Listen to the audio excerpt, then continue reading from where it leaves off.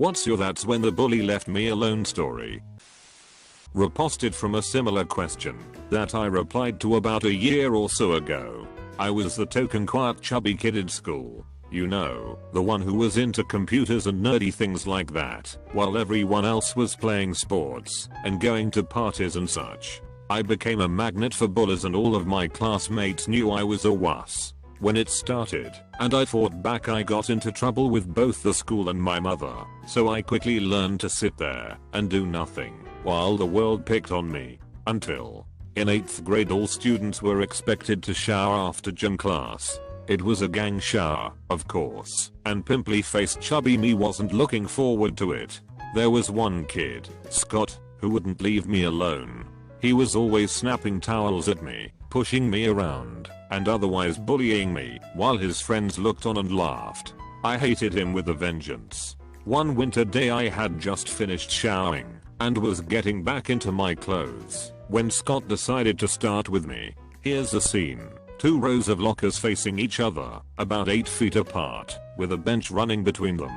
I was on one side of the bench and Scott was on the other. When he started up with me, I turned my back to him and mumbled, "Leave me alone."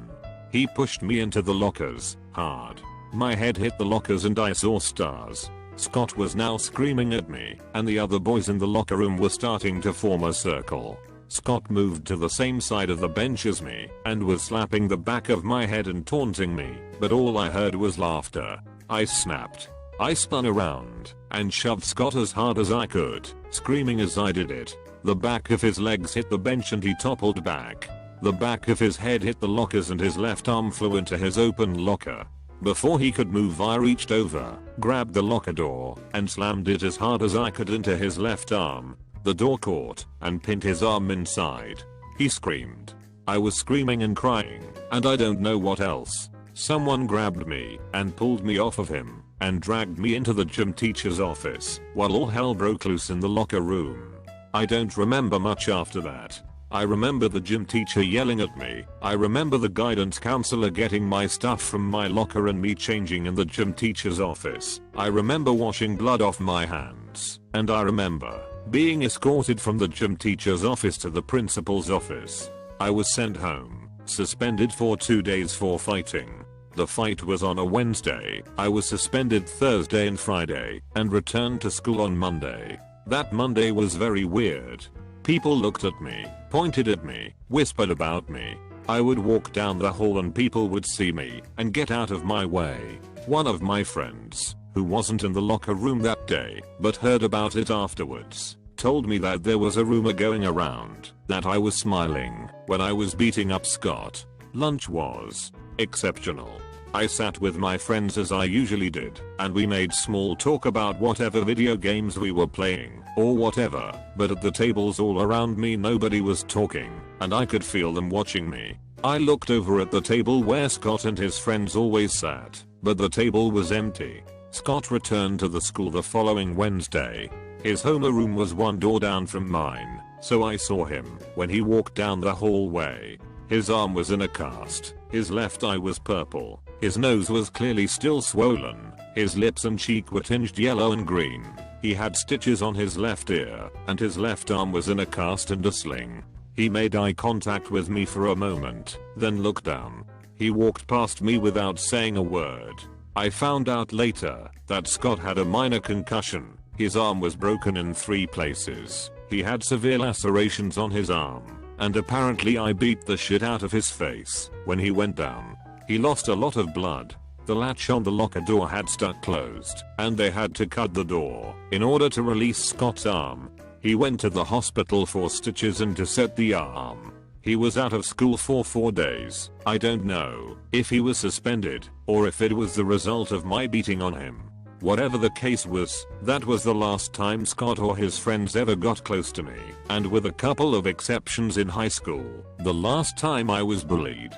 I was still the token nerdy chubby kid, but word had gotten around. When I was in elementary school I had to ride the bus to school. We had assigned seats, and I was put next to this high school kid, freshman/sophomore, for the first part of the route, until he would transfer off to another bus going to the high school. He was extremely overweight and a giant douche, emphasis on giant. He would do little bully-like things like make fun of me to get others to laugh at me, hit me with spit words, whatever. Annoying but not the end of the world. One week he decided to start physically bullying me by putting his backpack against me and smashing me as hard and as long as he could against the window every day. It hurt, it was gross, and I was tired of his shit. So on that Friday I brought a knife my parents had picked up at an antique store and stashed it in my jacket.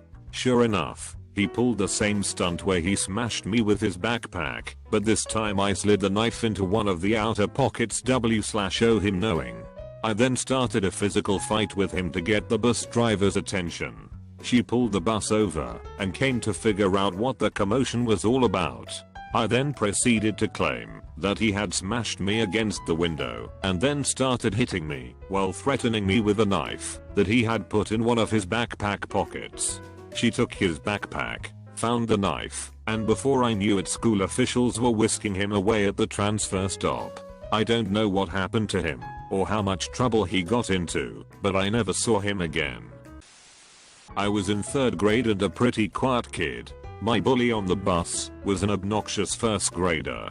He just wanted to torment me every day, physically and verbally, and I was too afraid of getting in trouble to retaliate. Plus he always threatened to tell his sister if I did anything. His sister was a 5th grader and also rode the bus.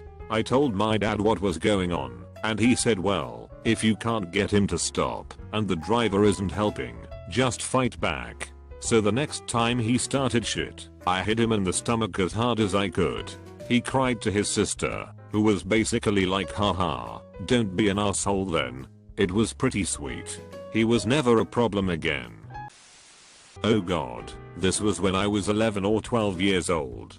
There was this one classmate who kept harassing me. Started with small things and kept getting worse until he said something about my mother or something. That's when I turned around and tried to smack him in the face. He dodged and then shit got real on the playground. It ended with that he wanted to kick me and kinda tripped while doing it. I stepped back and saw his underwear. With no hesitation, I grabbed his undies and pulled it all the way up, like from the ground up. I dropped him on his face. Teachers came outside to settle the fight, was called to the principal office etc etc. I only said, he said something about my mom. You don't mess with my mom. No detention or punishment. And yay, he left me alone from that point on. When I was a freshman, I had PE with a senior football player. One day we are changing out of our gym cloths after class and he says to me, hey dude, what would you say if I told you I was gonna put your head in this toilet? I say, I would ask if your dad has good dental insurance. He says, what do you mean? I say, well, you are definitely big enough to put my head in a toilet, but you're gonna lose some teeth doing it. Yeah, wanna give it a try? He did not. Mine is a little more violent. When I was 12 I shone 5 feet 0 inches. My cousin was already 6 feet 0 inches. We are both 20 now, and he is 6 minutes and 10 seconds, 270 lbs. He was awful to me, because of the size difference and just him being a massive asshole. He would call me names, push me down, and sit on me, start fights, etc. One day we were in my grandmother's yard playing soccer and he started acting like an asshole. I came up to steal the ball from him, and he punched me. What he didn't know was that the Greek goddess Artemis was looking out for me. I kicked the soccer ball as hard as I could, and it flew perfectly and slammed into the middle of his face. This overbalanced the big idiot and he stumbled into my grandmother's rose bushes. He then got yelled at for tearing up the bushes. After that his entire attitude towards me changed, and now we are civil at least. TL, doctor, bitch cousin got sniped with a soccer ball. Not me, but one of my former middle school students. This kid was the smallest in the class and relentlessly bullied to the point of considering suicide. Now this kid was very proud of these Mexican-styled, pointy-toed cowboy boots. He wore them as often as he could. One day the possibly biggest bully in the school just wouldn't leave him alone. Well, with his short stature and pointy boots he had enough and kicked this bully in the nads. He had to take his day out of school, but conveniently didn't have to make up much work and gained a lot of respect from his peers. It was in 4th grade that I finally turned to the bully and screamed, "Stop making fun of me, you pathetic fucking piece of shit. Your daddy touches you, so you pick on other kids? Fuck off." Not sure if he had been molested, but he never bullied again. As for an explanation of my colorful language, I kept to myself and behaved, but I knew every word from listening to my parents fight constantly. I got a transfer at work from one work location to another. At the new location, a scummy 1A biker started calling me Cupcake. After the 2nd or 3rd time he did, so I asked him if he had a family, kids. "Why?"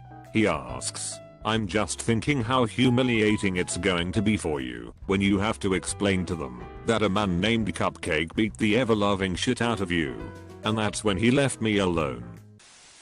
One bully from an old neighborhood would always make fun of me on the bus to middle school. A lot of people would laugh along with her, and I was always too embarrassed to throw any comebacks or argue with her in front of everyone. One day, I was in a pretty good mood joking around with a couple other friends and laughing out loud, and she turned around and I yelled, "Shut up.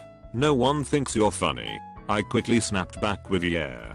Everyone thinks you're fat," which she was. The whole busted and laughed. I stared her down until I saw the shame wash over her face and she sunk back into her seat. She left me alone after that. She ended up losing a bunch of weight about halfway through high school, and she told me that I helped motivate her to lose the weight.